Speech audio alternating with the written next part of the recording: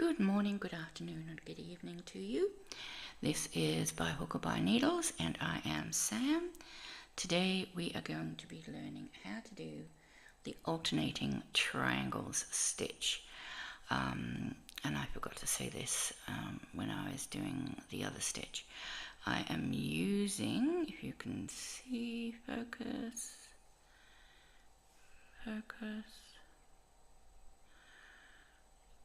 US 7 and 4.5 millimeter needles, and I'm using a DK 8 ply 3-weight yarn.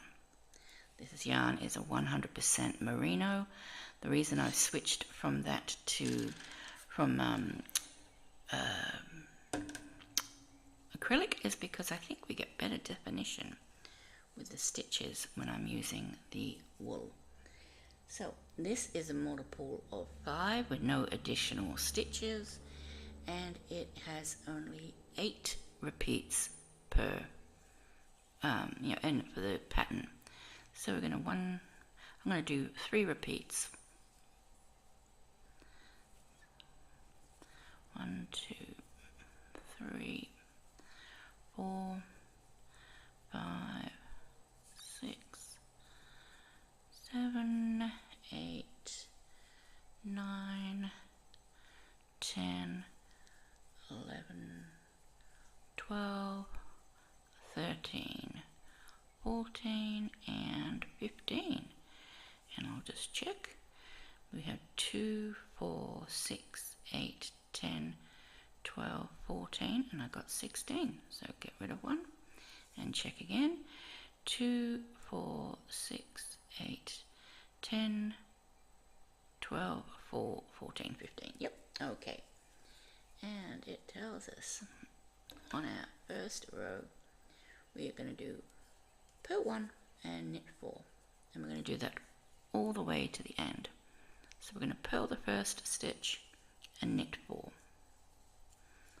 Purl the first. Oh, I have to split that yarn. Hang on. Just let me go back. Oh no, okay. Purl the first stitch and then knit 4. 1, 2, 3, 4. Purl 1, knit 4. 1, 2, 3, 4.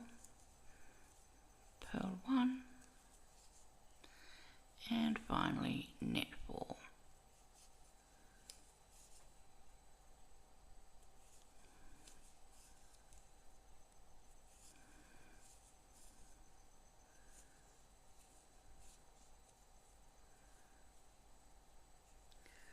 Okay, it tells me the second and third rows are going to both be the same. And that is, we are going to purl 3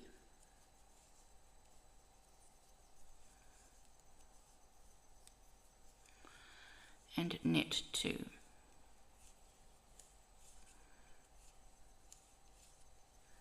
Purl 3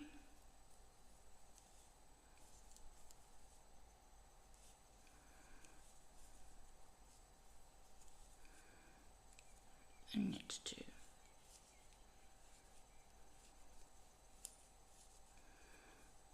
Purl 3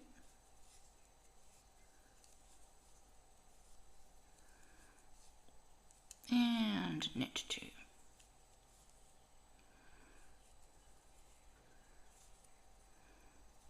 So, and we're going to do that again.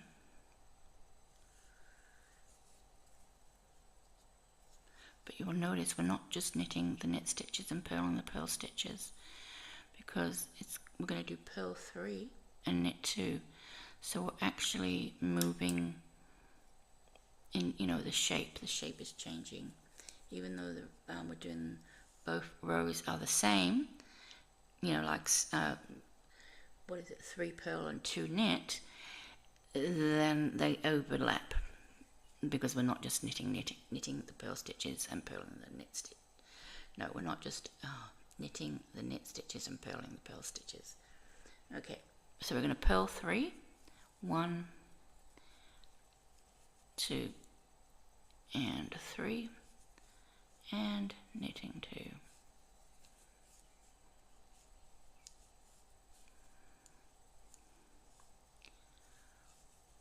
1,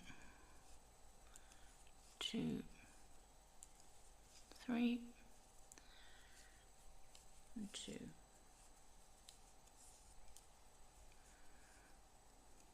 1, 2, 3, and knit 2. Once again, this is a very nice easy stitch. You're not going to quite see the pattern just yet, although I do see the base of a triangle forming there, and half of a triangle over here. This isn't looking very triangular yet though. Alright, we turn our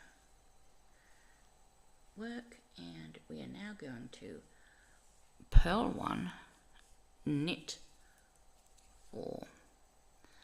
So we're going to purl 1, knit 4.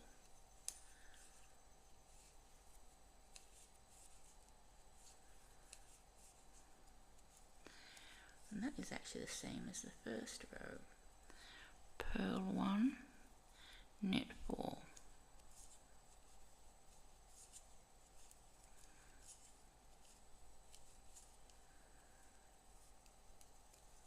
Purl 1 and knit 4.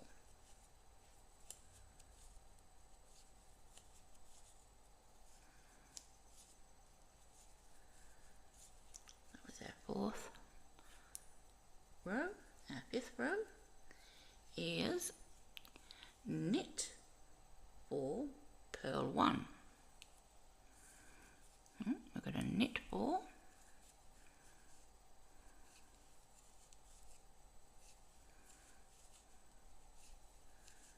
knit 4, purl 1,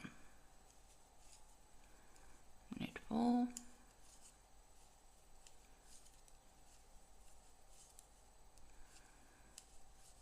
and purl 1.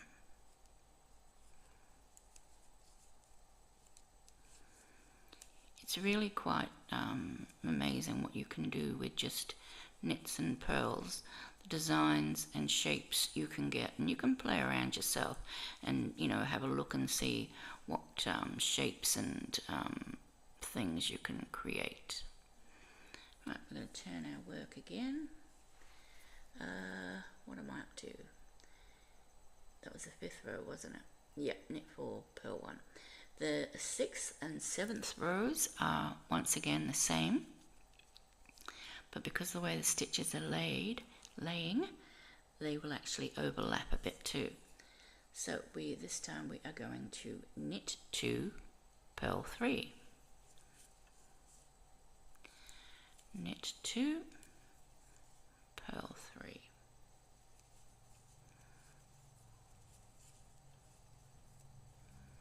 Oops. Knit 2,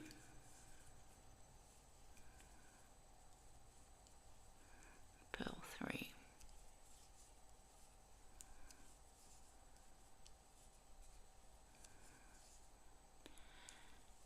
Knit 2 and purl 3.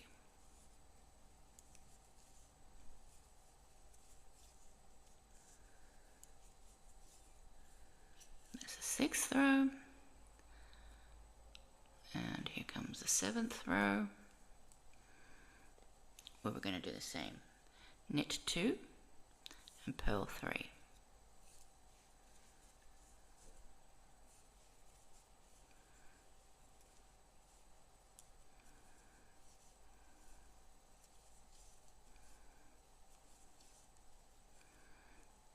knit 2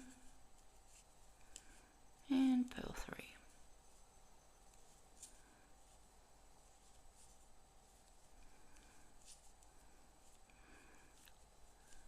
Knit 2 and purl 3.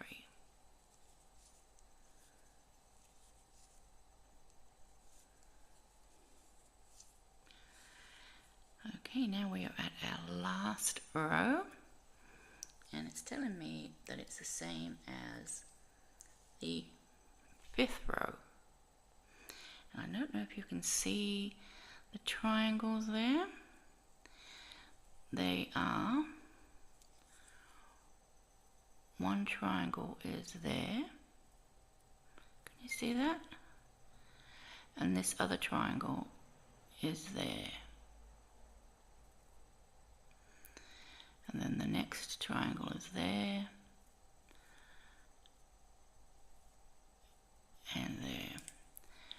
Let's do the final row, which is just like our 5th row, which was knit 4, purl 1.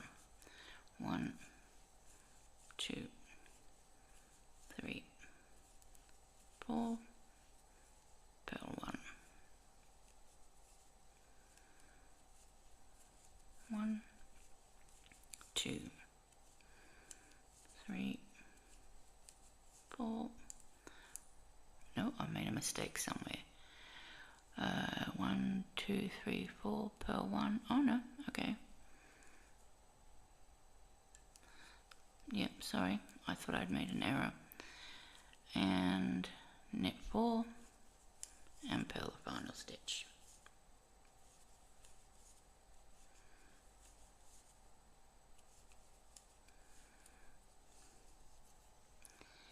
And that is it, the 8-row repeat. And I think you can see the triangles. There's two, the like little boxes, the like little squares, and half the square is knit stitches, and the other half of the square are purl stitches. When we look from the back, it'll just be the opposite. Not so obvious here, but you can still see the square, and half of it is knit, purled, and half of it is knit. You see that? I think it shows up better on this side. Now I'm going to probably work at least one more round, one more repeat of this. So add at least another 8 rows. So I've got a good swatch for reference. I'm keeping all my swatches because then I've got a reference of all the stitches that I have, or that I have done. And then that way, if I'm ever sort of thinking, well, gee, what stitch should I do for this hat or this scarf, I can go through all my swatches and have a look.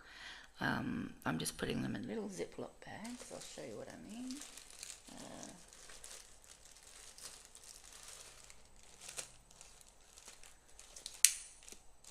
Here we go. Here's one I've done before. This is the ladder stitch. If you can see, it says ladder stitch. It's on page 19 of my stitch book.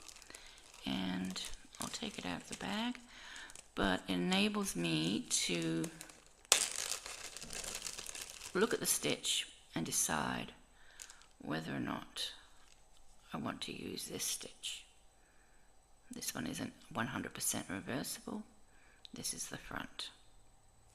So I'm putting them all in plastic bags with their name on and where I can find the pattern for the stitch. And yeah, and they all go into a bigger plastic bag for me to store. So I've got a record of all those stitches. So I'm going to leave it there. If you have any questions, please ask away. Don't forget, you will find the written instruction for these stitches in both the Facebook page and on the channel posts section, I will put links in the description box leading you to both the Facebook page and to the YouTube posts page, where you can find these stitches. Okay, thank you for joining me. I hope you enjoyed the stitch. It really is a lovely stitch, I think, and I will see you next time. Bye for now. Hi, my name is Maggie, and my mummy says you need to hit that like and subscribe button because of this YouTubey something or others, something important. Anyway, thank you. Bye.